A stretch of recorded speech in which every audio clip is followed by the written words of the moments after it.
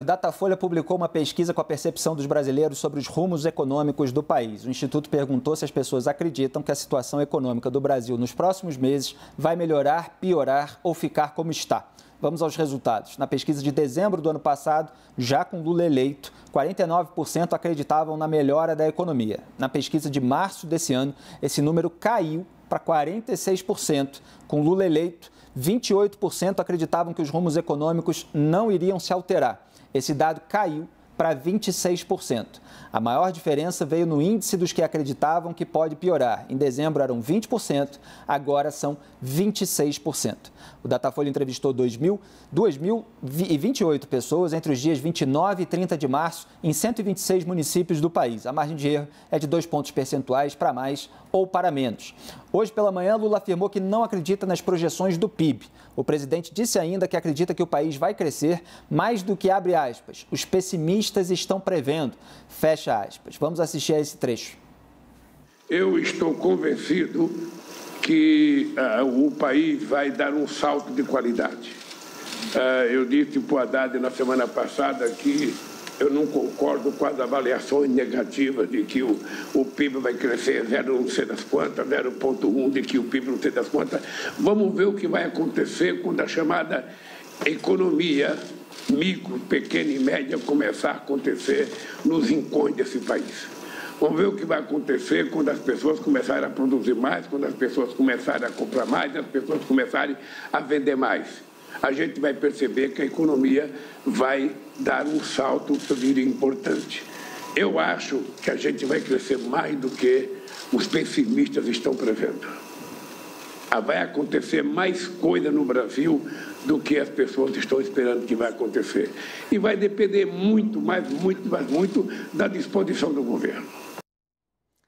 Eu queria registrar, eu fiz na hora do almoço um comentário que eu vi agora que está sendo repetido aí nas redes sociais, porque essa declaração do Lula me lembrou o personagem Pessimildo, que o marqueteiro João Santana, foi marqueteiro da Lula e da Dilma Rousseff, criou na corrida eleitoral de 2014, quando ele estava ali fazendo marketing para a reeleição da Dilma. Era um personagem ranzinza, que era o pessimista. Era uma maneira marqueteira de você vacinar o eleitor contra qualquer elemento negativo que alguém estivesse apontando, contra críticas, contra os chamados ataques. Muitas vezes não são ataques, são constatações da realidade feitas pela oposição. Então, você tem uma estratégia política de você rotular todo mundo como pessimista. É claro que os fatos eles vão ser vivenciados e cada um vai poder conferir quem estava mais certo, quem estava mais errado e também averiguar se alguma condicionante mudou ao longo do caminho. Quer dizer, dependendo do que o governo faça nos próximos meses, esse resultado pode ser outro, né? Mas você tem projeções que são feitas a partir daquilo que o governo está fazendo agora.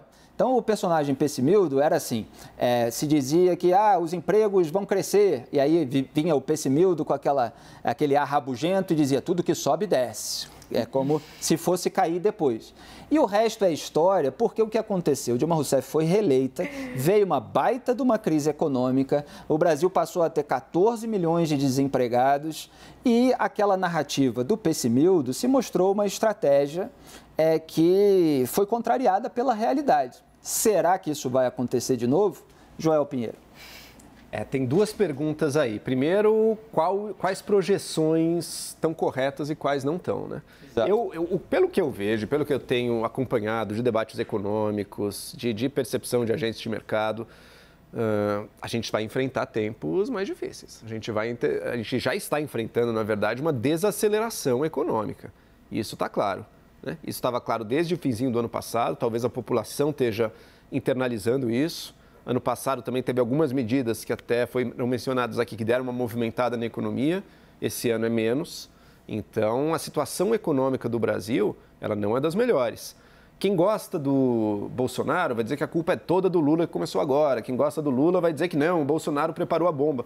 O fato é que o Brasil tem alguns problemas estruturais, que é muito difícil a gente avançar neles. E que são problemas que aí sim, se a gente atuasse sobre eles, a gente conseguiria um crescimento sustentável de mais longo prazo. E que sem isso, a gente vai ficar oscilando entre voos de galinha e crescimento baixo, né? Agora parece que a gente está enfrentando o momento do crescimento baixo. O governo apresenta, por exemplo, o seu arcabouço fiscal, mas olha, o grande problema que é o crescimento constante dos gastos do Estado brasileiro mesmo com a nova regra fiscal, ele continua inalterado. Então, as condições para o nosso crescimento pífio, me parece que continuam aí. Agora tem a segunda. Como é que a população, aceitando esse maior pessimismo da população, não sei se ele vai se concretizar ou não, mas qual é a narrativa que está vencendo? A quem está sendo atribuída a culpa dessa situação? A gente sabe, temos o Lula no poder, na presidência, temos o Banco Central com uma taxa de juros de 13,75%. E pelo que eu vi nessa mesma pesquisa Datafolha, 80% das pessoas consideram correta a postura do governo de estar pressionando o Banco Central. Ou seja, que esse pessimismo econômico vai se refletir em ver o governo com maus olhos, isso também não está nada garantido. É por isso que o governo usa essa estratégia. Raquel, no caso do pessimildo lá atrás da Dilma, a gente viu que as análises que o PT estava chamando de pessimistas eram realistas, na verdade.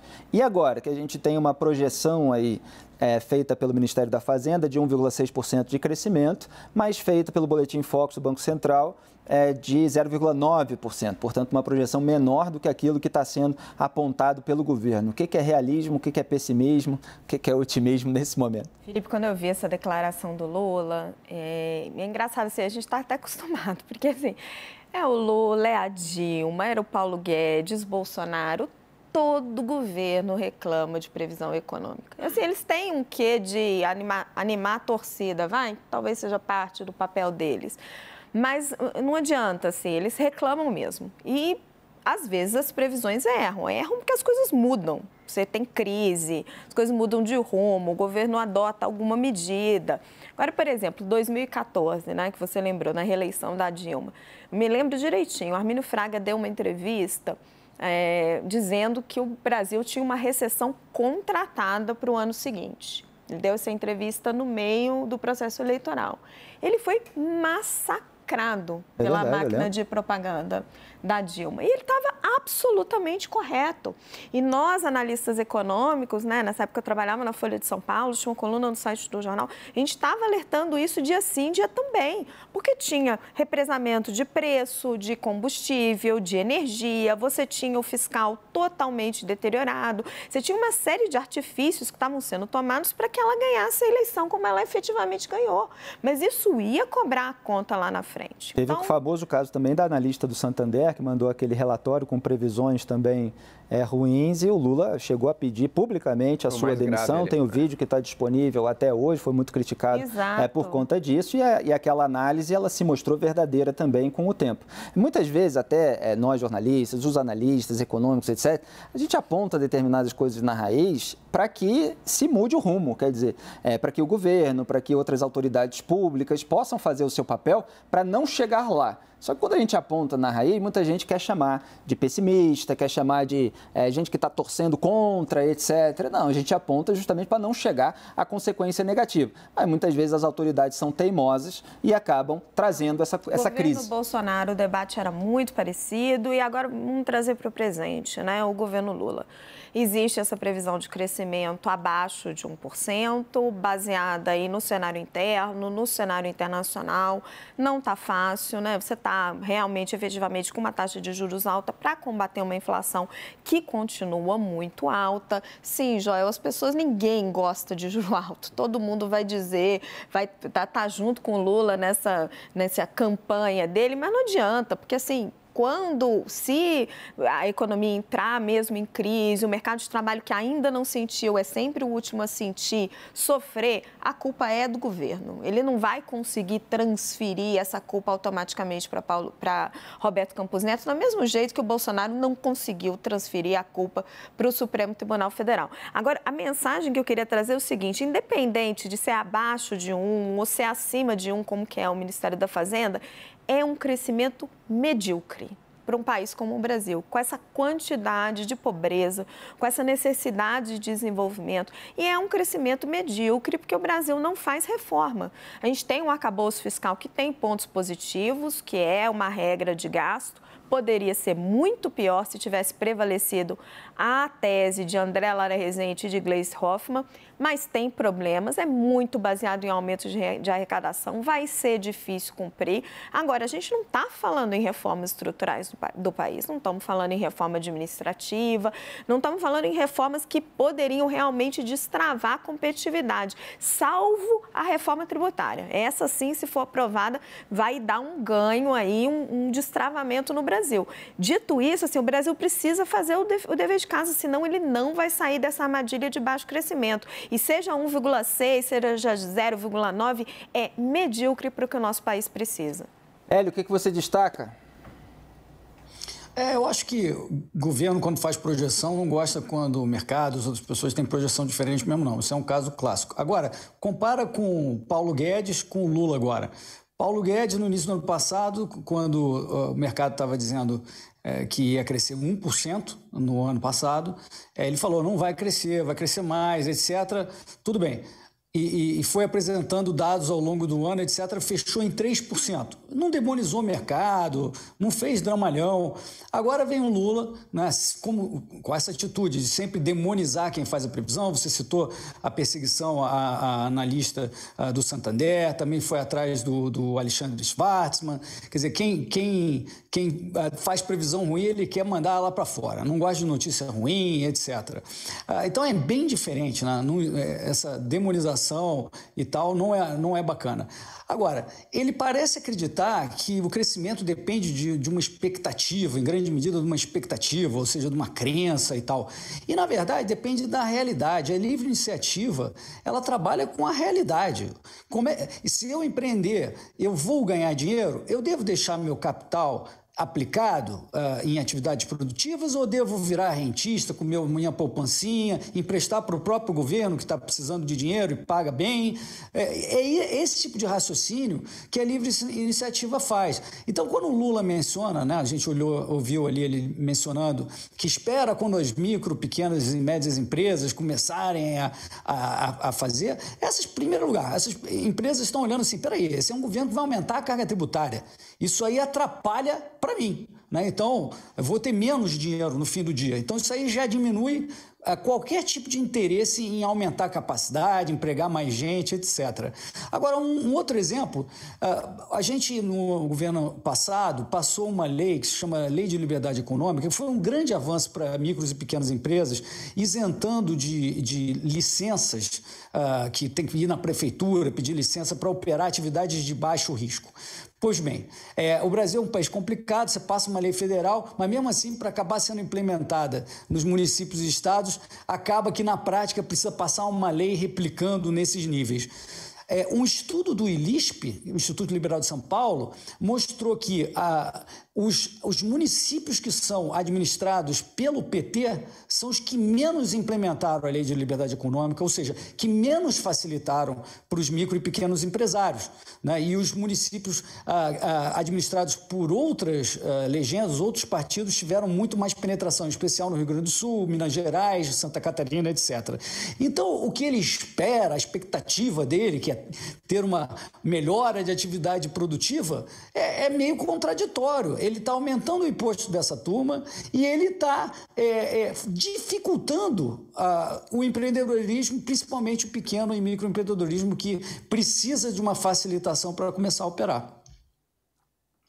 E outra pesquisa, dessa vez Genial Quest, revelou que o governo Lula enfrenta a oposição digital mais forte do que a base governista da Câmara e do Senado. Na Câmara, a oposição tem 2 pontos a mais do que os governistas em índice de popularidade digital e empata com os independentes. Os parlamentares com mais destaque são Nicolas Ferreira, em primeiro lugar da oposição, seguido por Fábio Teruel, independente, e em terceiro André Janones, que é governista. No Senado, a situação é de ainda mais disparidade quando se analisa o cenário digital. A oposição tem pouco mais de 5 pontos acima dos governistas e os independentes ficam em terceiro lugar. Já os parlamentares mais populares são todos da oposição. Cleitinho, dos republicanos, em primeiro lugar, seguido por Flávio Bolsonaro e, por fim, Sérgio Moro. A Genial Quest fez o levantamento com base em métricas do Índice de Popularidade Digital, que é a influência de pessoas públicas a partir de 152 variáveis, extraídas de 6 plataformas digitais. Janaína, o que você destaca dessas pesquisas? Bom, posso falar da claro. Primeiro? Eu acho até que o povo que deu a sua opinião sobre se vai melhorar, se vai ficar igual, se vai piorar, foi otimista. Tá? Eu estou bem mais pessimista, sobretudo depois de assistir a apresentação do novo marco fiscal, do novo arcabouço fiscal, porque eu não ouvi o ministro falar em redução de gastos.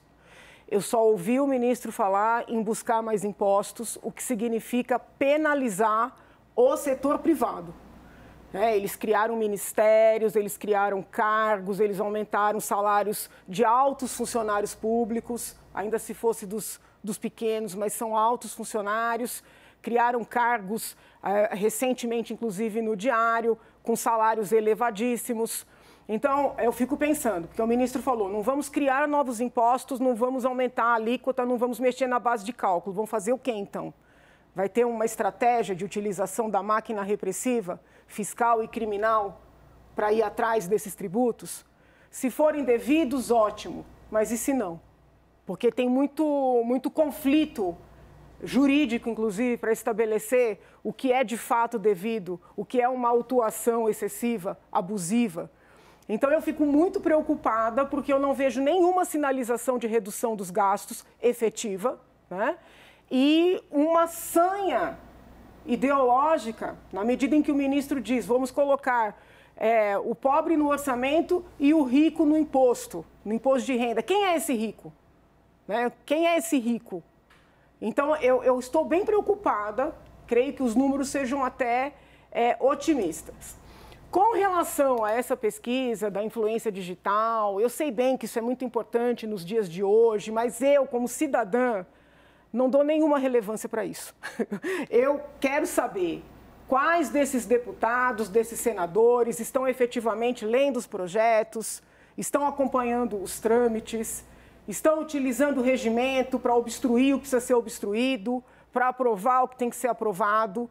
Apresentando projetos? Apresentando projetos, mas mais importante do que apresentar e aprovar é conhecer essa máquina e acompanhá-la.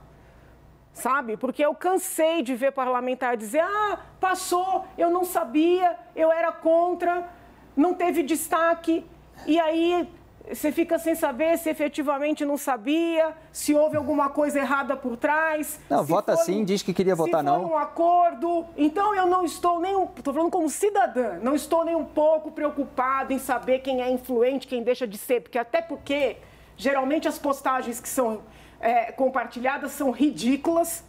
Eu não tenho essa preocupação. A minha preocupação é a seguinte, estão trabalhando como parlamentares, porque youtuber, né? Não precisa ser parlamentar para estar lacrando na internet.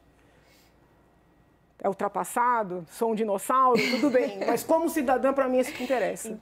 Então, tem parlamentar que aparece ali que já votou sim, e era não, e era sim, e aí depois faz videozinho para pedir desculpa, muita gente não acredita. Diga, eu acho que na essência você está totalmente correta, mas assim, na prática não tem jeito. Vai ter muita influência.